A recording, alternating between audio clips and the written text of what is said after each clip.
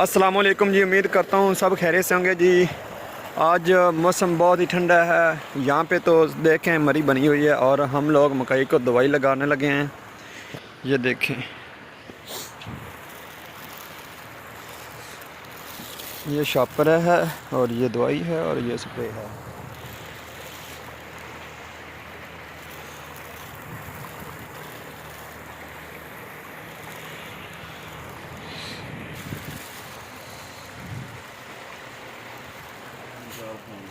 चल पैर रख लो।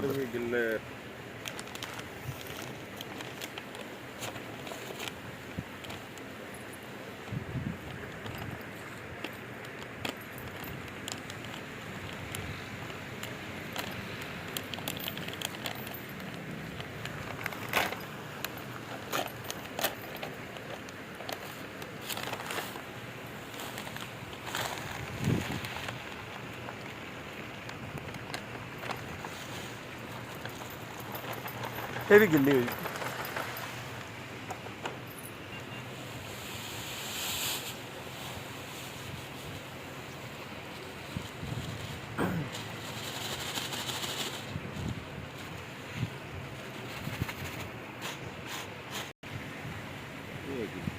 पता नहीं कितने हो रहा है ना, पानी होना उत्ते।